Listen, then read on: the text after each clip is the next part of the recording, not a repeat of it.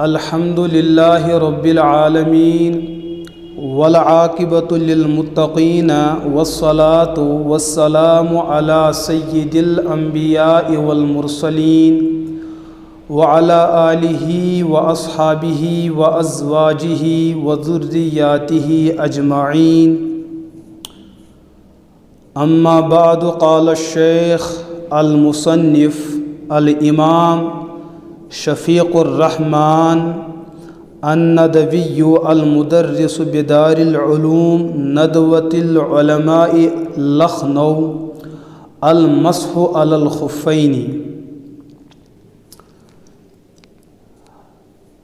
عزیز طلبہ اور عزیز دوستو، یہ کتاب الفقہ المیسر ہے۔ اس کتاب کو مصنف نے کتاب الطہارہ،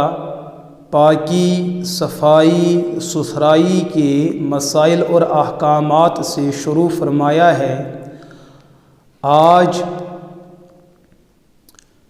چونکہ مئی کا مہینہ چل رہا ہے، 2022 کا سال چل رہا ہے، آج اس کتاب الطہارہ کا آخری فصل اور آخری باب پڑھایا جائے گا۔ وہ باب کیا ہے؟ المسح علی الخفین، چمڑے کے موضوع پر مسح کرنے کا بیان۔ چمڑے کے موضوع پر مسح کرنے کا بیان۔ آگے مصنف نے مختلف اور عنوان قائم کیے ہیں، تو اس سے پہلے ہم پر اس بات کا جاننا ازحد لازم اور ضروری ہے کہ جب ہم سورہ مائدہ یا ایھا الذین آمنوا اذا قمتم الی الصلاۃ فاغسلوا وجوہکم وایدیکم الی المرافق وامسحوا برؤوسکم وارجلکم الی الکعبین، اس آیے کریمہ کو جب ہم پڑھتے ہیں اور اس کی تفسیر پڑھتے ہیں تو اس آیت کے اندر اہل اسلام سے نماز پڑھنے سے پہلے وضو کا حکم دیا گیا، اور وضو کے اندر اس آیت کے اندر جن چیزوں کو صراحت کے ساتھ بیان کیا گیا ہے وہ 4 چیزیں ہیں۔ ایک، مکمل چہرہ دھونا، اور دوسرا فرض دونوں ہاتھوں کو، دونوں بازوں کو کوہنیوں سمیت دھونا۔ تیسرا فرض کی اپنے سروں کے باز یعنی کہ چوتھائی حصے کا مسح کرنا، اور چوتھا فرض یہ ہے کہ دونوں پاؤں کو ٹخنوں سمیت دھونا۔ اصل حکم تو یہی ہے، لیکن جہاں آیت کے اندر ان 4 فرائض کا مسئلہ صراحت کے ساتھ بیان ہے، وہاں جب ہم احادیث مبارکہ کو مطالعہ کرتے ہیں اور احادیث مبارکہ کا پڑھنا شروع کرتے ہیں تو کثرت کے ساتھ ہمیں احادیث کی گنتی ملتی ہے، جس کے اندر تقریباً 80 سے لے کر 100 کی گنتی تک، بلکہ حضرت امام ملا علی قاری علیہ رحمہ نے دعویٰ کیا ہے کہ 210 صحابہ وہ ہیں جنہوں نے چمڑے کے موضوع پر مسح کرنے کو حضور علیہ الصلوۃ سے نقل بھی کیا ہے اور بیان بھی فرمایا ہے۔ چمڑے کے موضوع پر مسح کرنے کا عنوان کیا ہے؟ اگر ایک مسلمان بوقت وضو چہرے کو دھوتا ہے، بوقت وضو اپنے سر کا مسح کر لیتا ہے، بوقت وضو اپنے ہاتھوں کو کوہنیوں سمیت دھو لیتا ہے، لیکن جب پیر دھونے کی بات آتی ہے یہ مسلمان پیر نہیں دھوتا ہے، بلکہ اس کے پیروں پہ لگے ہوئے جو موزے ہیں وہ چمڑے کے بنے ہیں، ان چمڑوں سے بنے ہوئے موزوں پر یہ مسلمان مسح کرتا ہے، تو اس کا یہ عمل احادیث مبارکہ سے ثابت ہے۔ اس شخص کو یہ الزام نہیں دیا جا سکتا ہے کہ اس شخص نے وضو کا ایک فرض پاؤں کا دھونا چھوڑ دیا ہے، یہ الزام اس کو نہیں دیا جا سکتا ہے۔ کیونکہ جہاں آیت میں پاؤں دھونے کا مسئلہ ہے یہ عزیمت کا مسئلہ ہے، لیکن پھر جب حضور علیہ الصلوۃ والسلام نے اپنے مبارک پاؤں پر لگے ہوئے چمڑے کے موضوع پر مسح فرمایا تو حضور نے اپنے عمل سے اس حکم میں اور زیادہ تفصیل پیدا فرمائی کہ پاؤں کا دھونا بھی جائز ہے، لیکن اگر کوئی پاؤں کو نہ دھونا چاہے اور ان پر موزے لگے ہوئے ہو تو ان موزوں پر وہ مسح بھی کر سکتا ہے۔ اس کا مطلب پاؤں کے دھونے کا جو فرض ہے اس کی دو شکلیں ہیں، ایک ہے پاؤں کا دھونا اور ایک ہے پاؤں پر لگے موزوں پر مسح کرنا۔ کوئی دھونے پر عمل کرے تو وہ بھی شریعت پر عمل کرنے والا،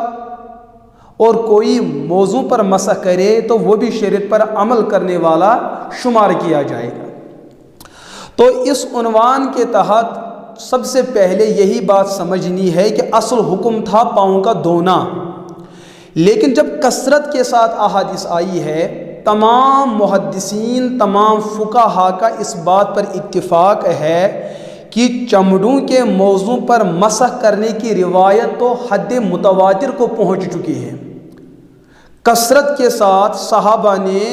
حضور علیہ الصلوۃ والسلام کا یہ عمل نقل کیا ہے اور خود بھی اس پر عمل پیرا ہوئے کہ حضور موضوع پر مسح فرمایا کرتے تھے۔ بلکہ اس عنوان میں سب سے بہتر روایت حضرت ابن بجلی رحمۃ اللہ، جریر بن عبداللہ البجلی رضی اللہ تعالی عنہ، یہ وہ صحابی ہیں جن کے بارے میں حضرت امام بخاری رحمہ اللہ فرماتے ہیں، ایک حدیث کی نشاندہی فرماتے ہوئے کہ یہ وہ صحابی ہے جس نے تمام صحابہ کے بعد اسلام قبول کیا ہے۔ یہ صحابی جو ہے، قرآن کی جو آیت کریمہ میں نے ابھی تلاوت کی ہے سورہ مائدہ، اس آیت کے نازل ہونے کے بعد حضرت جریر ابن بجلی رضی اللہ تعالی عنہ کا اسلام قبول کرنا ثابت ہے۔ حضرت ابن بجلی رضی اللہ تعالیٰ عنہ فرماتے ہیں کہ میں نے چمڑوں کے موضوع پر مسح کیا تو مجھ کو دیکھ کر کچھ لوگوں نے سوال کیا کہ یہ کیا بات ہے، تو میں نے ان کو جواب دینے کے لیے کہا رأیت رسول اللہ، میں نے جب اسلام قبول کیا ہے، چونکہ میں مسلمانوں میں آخری وہ مسلمان ہوں صحابہ میں جس نے حضور کا کلمہ پڑھا ہے حضور کی مبارک زندگی میں، تو میں نے اللہ کے رسول علیہ الصلوۃ والسلام کو چمڑوں کے موضوع پر مسح کرتے خود دیکھا ہے، اور اسی مضمون کو 80 نہیں بلکہ 210 صحابہ نے بیان کیا ہے۔ اس پر مستقل علماء نے کام کیا ہے، بعض لوگوں نے ان صحابہ کے نام تک گنوائے ہیں کہ کس کس صحابی نے مسح علی الخفین کی روایت کو بیان کیا ہے، اور اصول حدیث کا قاعدہ یہ ہے جس حدیث کو بیان کرنے والے اتنے سارے لوگ اور صحابہ ہو کہ جن کا کسی جھوٹ پر اتفاق کرنا قدر ناممکن اور بلکہ محال ہو، وہ حدیث اور وہ مضمون ہی حدیث متواتر کہلاتی ہے۔ بلکہ سیدنا امام اعظم ابو حنیفہ رحمہ اللہ، ان کا جو پہلا نظریہ تھا، کیونکہ قرآن کی آیت ان کے سامنے تھی جس آیت کے اندر یہی مضمون تھا کہ اپنے پاؤں کو دھویا کرے، ابو حنیفہ علیہ رحمہ فرماتے ہیں پہلے جب تک مجھ پر مسح علی الخفین، چمڑے کے موضوع پر مسح کرنے کی روایات جب تک مجھ پر واضح نہ ہو گئی، مجھ تک مسح علی الخفین کی روایت کثرت کے ساتھ نہ پہنچی، اور مجھ پر یہ مسئلہ اتنا واضح ہو گیا جیسے دوپہر کے وقت جو ہے آفتاب کی چمک اور آفتاب کی روشنی واضح ہوتی ہے کہ اس روشنی کے نیچے چلنے والا انسان نہ بہک جاتا ہے نہ وہ ٹھوکر کھاتا ہے، تو اسی طریقے سے جب مجھ پر احادیث کی کثرت مسح علی الخفین کے حوالے سے مجھ پر واضح ہو گئی، اس سے پہلے میں مسح علی الخفین کے مسئلے کا قائل نہیں تھا۔ اس اعتبار سے چونکہ مسح علی الخفین کا نظریہ بظاہر قرآن کے نص قطعی کے خلاف ہے، جب تک مجھے مسح علی الخفین کی روایت درجہ تواتر کے ساتھ مجھ تک نہ پہنچی تب تک میں نے مسح علی الخفین کا فتویٰ نہیں دیا۔ لہٰذا میرے عزیز دوستو، یہ ایک جہاں یہ عمل کا مسئلہ ہے وہاں یہ عقائد اہل السنت کا بھی مسئلہ ہے۔ یہی وجہ ہے کہ تمام فقہا نے اس بات پر اتفاق ظاہر کیا ہے، جس شخص نے مسح علی الخفین کے نظریے کا انکار کیا ہے وکان مبتدعہ، وہ بدعتی ہو جاتا ہے، وہ گمراہ ہے، اور وہ اہل سنت والجماعت مسلک اعتدال سے نکل کر گمراہ ہو جاتا ہے، اس گمراہ کی تعظیم اور اس کا احترام کرنا بالکل ناجائز اور حرام ہے، کیونکہ اس نے حدیث متواترہ، مضمون متواترہ سے ثابت شدہ مسئلے کا انکار کیا ہے۔ بلکہ حضرت امام کرخی رحمۃ اللہ تعالیٰ علیہ تو فرماتے ہیں انی اخاف علیہ الکفر، میں تو اس شخص پر کفر کا اندیشہ رکھتا ہوں جو شخص مسح علی الخفین کی روایات کا منکر ہو، جو چمڑوں کے موضوع پر مسح کرنے کا منکر ہو، اس کا انکار کرتا ہو، اس شخص کے بارے میں مجھے کفر کا اندیشہ ہے۔ حضرت امام مالک علیہ رحمہ کی بات کریں، حضرت انس بن مالک علیہ رحمہ کی بات کریں، حضرت ابو حنیفہ رحمۃ اللہ علیہ کی بات کریں، انہوں نے فرمایا کہ چمڑے کے موضوع پر مسح کرنا یہ اہل سنت والجماعت ہونے کی علامت ہے۔ انہوں نے 3 چیزیں بیان فرمائی، ان نفضل الشیخین،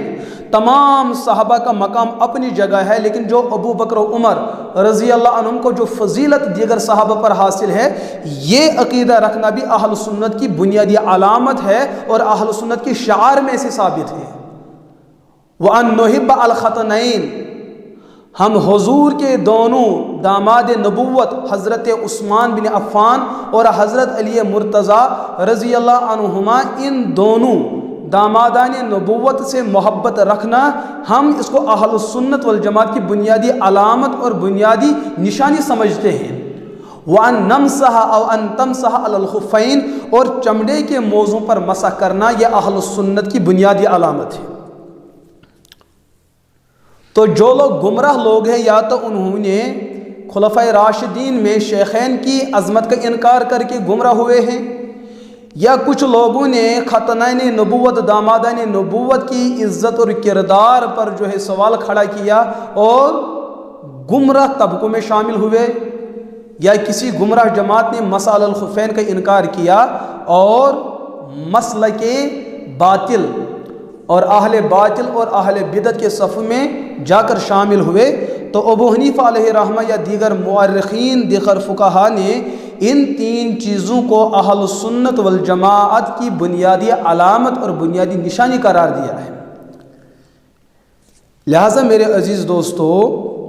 چمڑوں کے موضوع پر مسح کرنا جائز ہے، اس کا ثبوت احادیث متواترہ سے ہے۔ صحابہ کثرت کے ساتھ بیان فرماتے ہیں ہم نے اللہ کے رسول علیہ الصلاۃ والسلام کو